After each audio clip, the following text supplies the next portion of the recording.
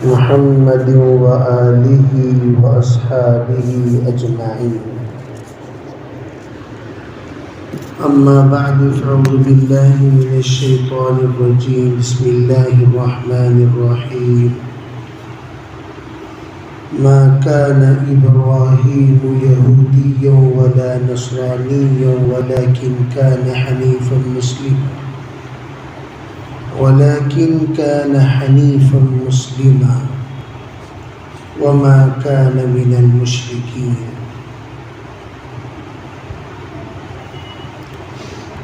یہ ذی الحجہ کا مہینہ ہے جس میں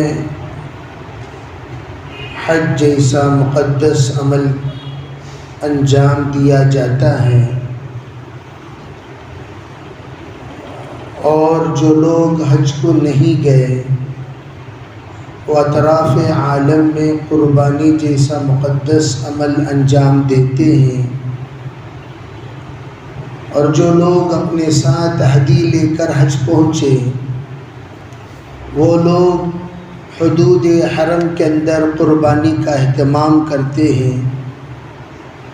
گویا ذی الحجہ کا مقدس مہینہ حج والے عمل کے ساتھ و ساتھ قربانی والے عمل کی بھی مکمل ترغیب دیتا ہے اور اس کا ایک نظام بناتا ہے۔ چنانچہ چاہے حج کو جانے والے لوگ ہوں یا قربانی دینے والے لوگ ہوں، وہ سب کے سب حضرت ابراہیم علیہ السلام کی دعوت پر لبیک کہنے والے سمجھے جاتے ہیں۔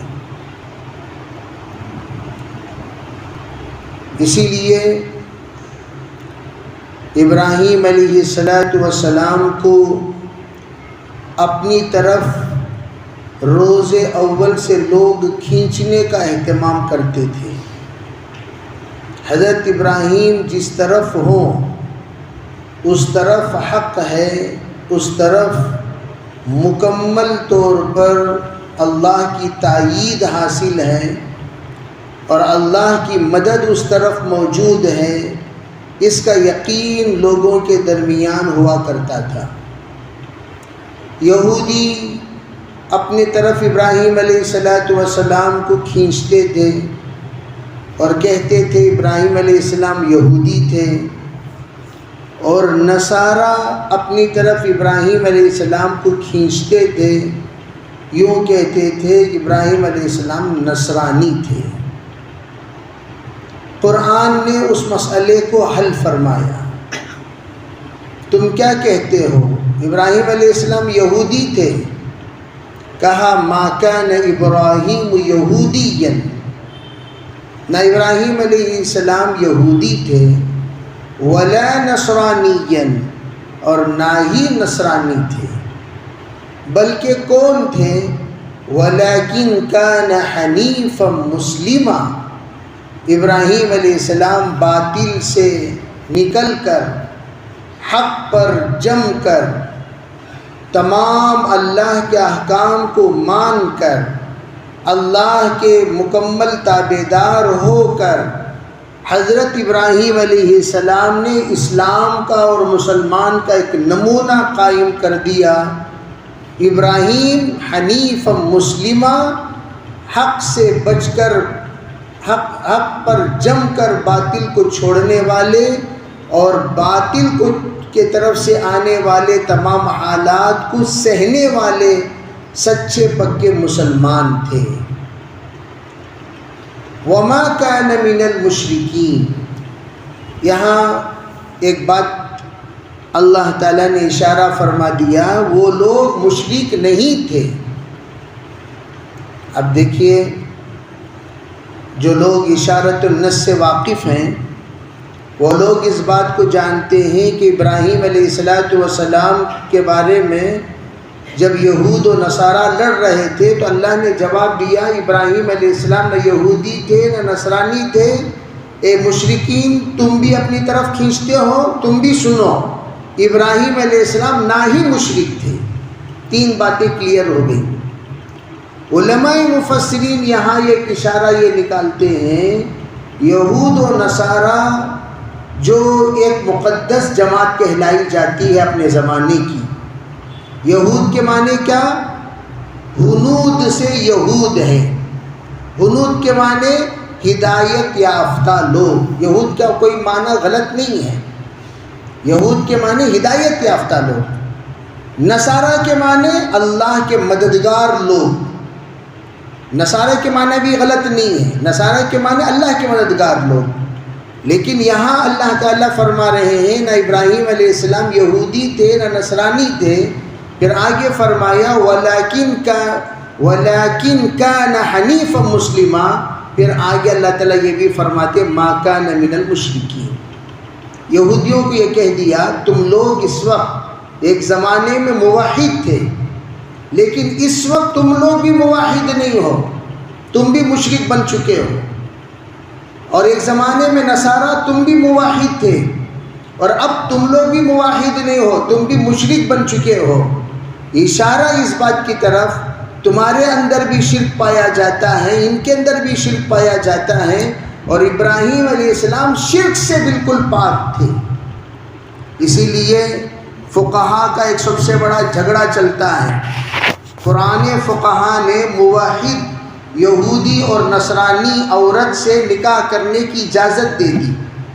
قرآن فقہا، وہ فقہا اجازت کیوں دیے؟ بے آپ اگر یہودیہ سے نکاح کرنا چاہتے ہیں کر سکتے ہیں، نصرانیہ سے نکاح کرنا چاہتے ہیں کر سکتے ہیں، یہ اس وقت جب کہ وہ موحد رہے، وہ کسی اللہ کے سوا کسی کو شریک نہ کرے، خالص اللہ کے تابع دار ہو، خالص اللہ کے وفادار ہو، خالص اللہ کو ماننے والی ہو تو شادی کر سکتے ہیں۔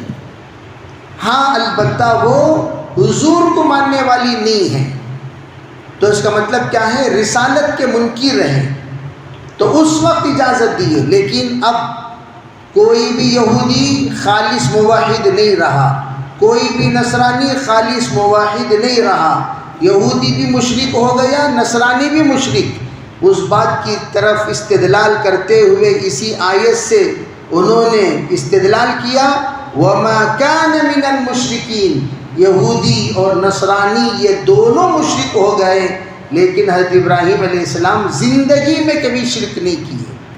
تم لوگوں نے کیا کیا؟ حضرت عیسیٰ علیہ السلام کو سن آف دا گاڈ بنا دیا، حضرت موسیٰ علیہ السلام کو بھی آپ نے خدا کا مقام دے دیا، لیکن ابراہیم علیہ السلام خدا کو خدا ہی کا مقام دیے، اللہ کو اللہ کا مقام دیے، رسول کو رسول کا مقام دیے، پیغام کو پیغام کا مقام دیے، سنت کو سنت کا مقام دیے، فرائض کو فرائض کا مقام دیے۔ مقام کی تبدیلی یہ شرک کا مستلزم ہے۔ کوئی آدمی باپ کو جو عزت دینا چاہیے وہ عزت کسی اور کو دیتا ہے، تو اس کا مطلب کیا ہوا کہ باپ کی عزت کرنا فرض تھا، چچا کی عزت کرنا سنت ہے، فرض نہیں ہے۔ لیکن آپ نے چچا کی بات تو مانی لیکن باپ کی بات نہ مانی، تو آپ جہنم کے جہنمی ہی رہے۔ کیوں بھائی؟ میں چچا کی بات مانتا ہوں، باپ کی بات نہیں مانتا۔ باپ اوسط من ابواب الجنہ ہے، آپ باپ کی بات انکار کرتے ہیں تو اللہ آپ سے ناراض ہے۔ رضا الوالد رضا الرب فی رضا الوالد، سخت الرب فی سخت الوالد۔ باپ ناراض تو اللہ ناراض، باپ راضی تو اللہ راضی، یہاں معاملہ یہ ہے۔ لیکن آپ نے باپ کو ناراض کر کے چچا کو کیوں؟ الام بمنزلۃ الوالد کی حدیث آپ نے لے لی، چچا باپ کا درجہ رکھتا ہے۔ تو علماء فرماتی ہے اس وقت ہے جب باپ نہ ہو، باپ نہیں ہے تو چچا کی بات ماننی چاہیے، اور آپ نے باپ کے ہوتے ہوئے آپ نے چچا کو باپ کا درجہ دیا تو یہ گناہ ہے، اور اس گناہ کی سزا آپ ضرور بھگتیں گے۔ اسی طرح یہاں اشارہ ہے اس بات کی طرف، یہود و نصارہ ان دونوں نے اللہ کے رسول حضرت ابراہیم علیہ السلام کو اپنی طرف کھینچتے ہیں، لیکن ابراہیم علیہ السلام روز اول سے شرک سے پاک تھے، لیکن تم لوگ پاک نہیں ہو۔ دوسری بات، اس وقت میں قربانی کا عمل ختم ہونے کے بعد عام طور پر ایک تصور ہوتا ہے چلو بھئی پیغام ابراہیم ختم ہو گیا. ایک بات معلوم ہونی چاہیے، حضرت ابراہیم علیہ السلام خالی قربانی کا پیغام نہیں دیے. حضرت ابراہیم علیہ السلام امت کے لیے بہت بڑی ایک ایسی سنت چھوڑ کر گئے ہیں جس کی اتباع کا اللہ نے حکم دیا.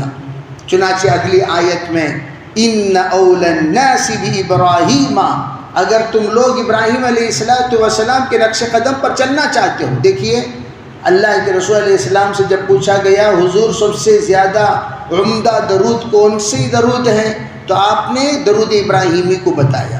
اللہم صلی علی محمد وعلی آل محمد کما صلیت علی ابراہیم وعلی آل ابراہیم انک حمید مجید. ذرا سوچنے کی بات یہ ہے کہ بھئی انبیاء علیہ السلام جب سب کے سب برحق ہیں، آدم علیہ السلام سے لے کر حضرت عیسیٰ علیہ السلام تک تمام نبیوں کو چھوڑ کر خالی ابراہیم علیہ السلام کا نام ہی کیوں لیا گیا؟ علماء نے سب سے پہلا جواب یہ دیا کہ جس وقت یہود کہتے تھے یہ ہمارے ہیں، نصارہ کہتے تھے یہ ہمارے ہیں، تو حضرت نبی علیہ السلام نے فرمایا نہ یہ تمہارے نہ یہ ان کے، بلکہ ابراہیم علیہ السلام ہمارے ہیں. چنانچہ جو کچھ سنتوں کے مطابق حضرت ابراہیم نے عمل کیا اس پر ہم لوگ عمل کرتے ہیں. چنانچہ میں ہی نہیں، میری آل و اولاد بھی اسی نقش قدم پر چلتی ہے. چنانچہ یہ درود من جانب اللہ حضرت ابراہیم علیہ السلام کو ملا کر اللہ کے رسول نے سکھایا. جب بھی درود پڑھو ابراہیم علیہ السلام کو یاد کر لیا کرو، تاکہ یہ امت کو تا قیامت یہ پیغام ملے کہ ہم ابراہیم علیہ السلام کے لائے ہوئے نقش قدم پر چلنے والے ہیں. اسی بات کی طرف یہاں ان اول الناس بابراہیم، ابراہیم علیہ السلام سے سب سے زیادہ قریب لوگ کون ہیں؟ للذین اتبعوہ، جو لوگ ان کی مکمل اتباع کیے. اور مکمل اتباع کرنے والے کون ہیں؟ امت مسلمہ ہیں. امت مسلمہ ابراہیم علیہ السلام کی مکمل اتباع کرنے والی امت ہے. اسی لیے جتنی سنت ابراہیمی ہیں وہ سب اس امت میں پائی جاتی ہیں. چنانچہ ختنے کی سنت سنت ابراہیمی، وہاں سے سب سے پہلی سنت ہماری شروع ہوتی ہے. پھر وہ بھی سنت ابراہیم علیہ السلام سب سے پہلی وہ اس سنت کو انجام دینے والے ہیں جو خود ختنے کی سنت کو حضرت نے انجام دیا. اور اسی طریقے سے مونچھ کاٹنا اور داڑھی بڑھانا یہ سنت ابراہیمی ہے. اور نتف الابط، بغل کے بال اکھاڑنا، یہ ابراہیم علیہ السلام کی سنت ہے. اسی طریقے سے حلق العانہ، اپنے زیر ناف بال صاف کرنا، یہ بھی ابراہیم علیہ السلام کی سنت ہے. یہ تمام سنت، جیسے قربانی کسی امت میں نہیں ہے، نہ یہودیوں میں جاری ہے نہ نصارہ میں جاری ہے. صرف اگر قربانی کی سنت جاری ہے تو وہ صرف اور صرف امت مسلمہ میں جاری ہے. اسی طریقے سے علماء کرام نے فرمایا نماز کی جو ترتیب جو نظام حضرت ابراہیم علیہ السلام نے اپنی امت کو بتائی تھی، اسی ترتیب کے مطابق الحمدللہ اگر کوئی امت قائم ہے تو امت مسلمہ ہے. بہت ساری مشابہت انہوں نے بتائی، اسی کو یہاں اشارہ فرمایا. جو ابراہیم علیہ السلام کے تابع دار ہوں گے وہ ابراہیم علیہ السلام کے قوم میں ہوں گے. وَهَذَا النَّبِيُّ وَالَّذِينَ آمَنُوا، اب اشارہ ہو رہا ہے جناب رسول اللہ صلی اللہ علیہ وسلم کی طرف. فرمایا یہ نبی اور ان کے تابع دار یعنی حضور اقدس صلی اللہ علیہ وسلم کی طرف اشارہ ہے. جو لوگ ان پر ایمان لائے وہ ابراہیم علیہ السلام کے تابع دار کہلائے جاتے ہیں. واللہ ولی المؤمنین، فرمایا تم لوگ یہ تمہارے کہنے سے حضرت ابراہیم علیہ السلام ان کے نہیں ہو جاتے. تم اگر مومن بن گئے تو سمجھو کہ اللہ تعالیٰ تمہارا ولی ہے، تمہارا کارساز ہے، تمہارا دوست ہے، تمہارا ہر کام میں اللہ تعالیٰ مددگار ہے. اس لیے آپ لوگوں کو کوئی پریشان ہونے کی ضرورت نہیں، اللہ تمہارے ساتھ ہے. یہ وضاحت اللہ تعالیٰ نے حضرت نبی اکرم صلی اللہ علیہ وسلم کے ذریعے سے عطا فرمائی. بہرحال یہ تمام جو کچھ باتیں بتائی گئی ہیں وہ اس لیے تاکہ ہم لوگ، جیسے میں اکثر یہ بات سنایا کرتا ہوں، حضرت شاہ ولی اللہ قدس سرہ العزیز کے بارے میں تمام فرقے لڑتے رہتے ہیں، ہے شاہ ولی اللہ ہمارے ہیں، شاہ ولی اللہ تمہارے ہیں، شاہ ولی اللہ ان کے ہیں، شاہ ولی اللہ ان کے ہیں۔ اصل حضرت شاہ ولی اللہ رحمۃ اللہ علیہ کا مسلک کیا ہے، اس کو واضح کرنے والے شاہ عبدالعزیز ہیں، شاہ محمد اسحاق ہیں۔ ان سے پوچھئے حضرت شاہ ولی اللہ کا مسلک کیا تھا۔ اگر کوئی کہہ رہا ہے شاہ ولی اللہ ہمارے ہیں تو شاہ ولی اللہ کیا ان کے بن جائیں گے؟ بات یہ ہے کہ جتنی اس وقت ہندوستان میں طبقات پائے جاتے ہیں، چاہے وہ کسی بھی فرقے سے تعلق رکھنے والے کیوں نہ ہوں، ان تمام کی حدیثوں کی سندیں حضرت شاہ ولی اللہ رحمۃ اللہ علیہ پر جا کر رک جاتی ہیں۔ ان کو مسند الہند کہا جاتا ہے۔ تمام حدیثوں کی سندوں کا ٹیک لیے ہوئے ہیں حضرت شاہ ولی اللہ رحمۃ اللہ علیہ، ہر ایک اپنی طرف کھینچتا ہے۔ تو حضرت شاہ ولی اللہ رحمۃ اللہ علیہ کون تھے، کیا تھے؟ تفسیر عزیزی میں حضرت شاہ عبدالعزیز رحمۃ اللہ علیہ نے صاف اس کی وضاحت فرمائی۔ اس سے یہ بات واضح ہوتی ہے حضرت شاہ ولی اللہ رحمۃ اللہ علیہ خالص اہل سنت والجماعت تھے۔ حضرت شاہ ولی اللہ قیاس کو بھی مانتے تھے، حضرت شاہ ولی اللہ اجماع کو بھی مانتے تھے، قرآن و حدیث کو تو مانتے ہی تھے۔ ایسا نہیں ہوتا تھا خالی قرآن کو ماننے والے اہل قرآن، خالی حدیث کو ماننے والے، اپنے آپ کو کہنے والے، اور پھر یہ جماعت ہیں جو خالی قرآن و حدیث ہی کو ماننے والے، اس طرح سے خالص کرنے والے نہیں، بلکہ حضرت شاہ ولی اللہ رحمۃ اللہ علیہ اہل سنت والجماعت تھے۔ اس بات کو بھی آپ حضرات سمجھ جانا چاہیے۔ یہ تو علم سے تعلق رکھنے والے احباب اس بات کو سمجھیں گے، ورنہ ابراہیم علیہ السلام کے سلسلے میں حج کا یہ منظر جو کچھ بھی اس وقت آپ دیکھ رہے ہیں، اس میں آپ مقام ابراہیم دیکھتے ہیں۔ مقام ابراہیم کو اللہ نے باقی رکھ کر قیامت تک آنے والوں کو یہ بھی اشارہ فرما دیا کہ تم لوگ جس طریقے سے حضرت ابراہیم علیہ السلام نے کعبۃ اللہ کی تعمیر میں جو قربانیاں عطا فرمائیں، انہی قربانیوں کے ساتھ تم تصور کے ساتھ تم کعبۃ اللہ کو پہنچنا چاہیے۔ صفا مروہ یہ بھی ابراہیم علیہ السلام ہی کی سنت ہے۔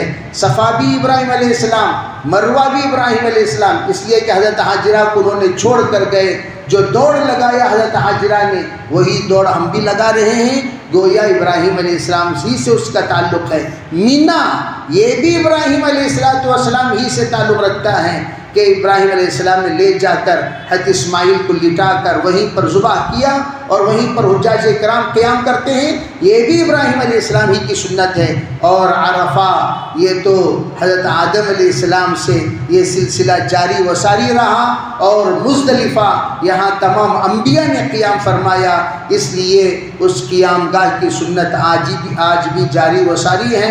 تو اس لیے میں عرض کرنا چاہتا ہوں کہ ہم جو درود پڑھتے ہیں اس درود میں وعلی آل محمد جب بھی ہم پڑھیں، علماء فرماتے ہیں جو لوگ اللہ کے رسول کے نسل سے تعلق رکھنے والے ہیں وہ ہر دن ہر مصلی سے دعائیں لیتے رہتے ہیں۔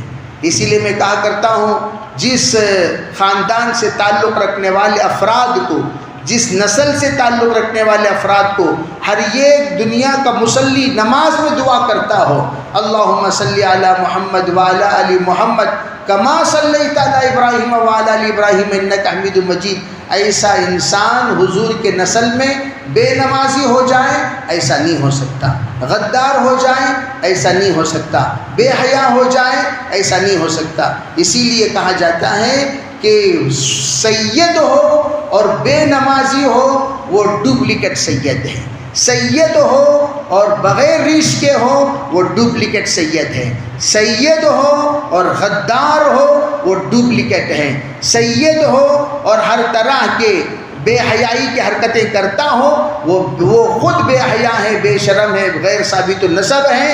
اس لیے کہ سید ہونے کے بعد جب پوری کائنات سے وہ دعائیں لیتا ہے تو اس کے ساتھ ایک عجیب سا اللہ کی رحمتیں، عافیتیں، ہدایتیں ملتی ہیں۔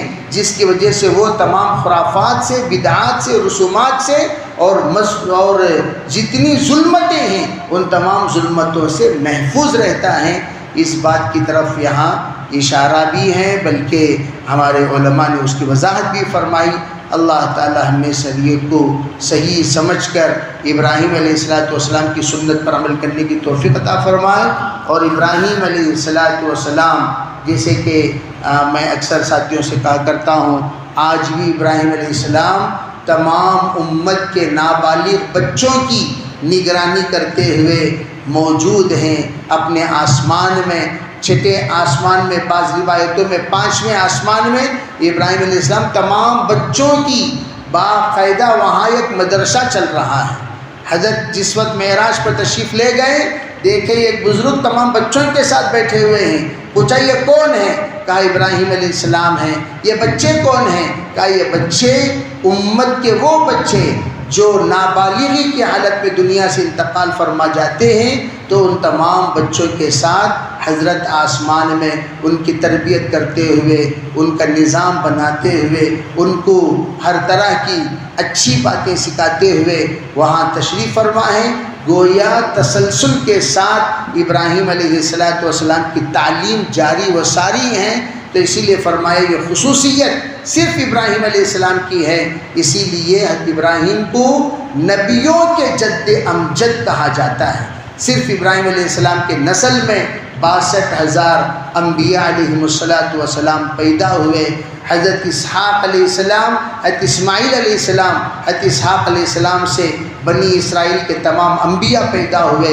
حضرت اسماعیل علیہ السلام سے حضرت جناب محمد رسول اللہ صلی اللہ علیہ وسلم پیدا ہوئے۔ اس کے ایک عجیب بات، حضرت جناب رسول اللہ صلی اللہ علیہ وسلم کی دادی حضرت حاجرہ ہیں، ان کی قربانی مکے میں ہوئی تو اللہ نے نبی مکی عطا فرمائی، اور حضرت حاجرہ کی حضرت سارہ کی قربانی وہ فلسطین میں ہوئی۔ تمام انبیاء فلسطین سے تعلق رکھنے والی جگہ پر پیدا ہوئے اور ان کی نسل وہیں پر پروان چڑھی۔ اللہ تعالیٰ اس سلسلے کو جاری و ساری رکھتے ہوئے علماء و امتی کا انبیائی بنی اسرائیل فرمایا حضرت نے کہ میری امت کے علماء بنی اسرائیل کے نبیوں کی طرح ہیں۔ اب سوال پیدا ہوا، بھائی بنی اسرائیل کے نبی فرما دیا، بے ہونا تو چاہیے کہ دوسرا کوئی ارشاد فرما دیتے، فرمائے نہیں۔ جس طرح بنی اسرائیل میں تسلسل کے ساتھ روز اول سے روز آخر تک انبیاء کا سلسلہ جاری و ساری رہا، اسی طرح اس امت میں علماء کا سلسلہ تا قیامت جاری و ساری رہے گا۔ اس بات کی طرف بھی وہاں اشارہ فرمایا۔ اللہ تعالیٰ ہمیں سمجھنے کی توفیق عطا فرمائے۔ لک الحمد و لک الشکر، اللہم صلی علی سیدنا محمد وعلى آل سيدنا محمد وبارك وسلم۔ اللهم تقبل منا ما كان صالحا وصلنا ما كان فاسدا۔ سبحان ربك رب العزة عما يصفون وسلام على المرسلين۔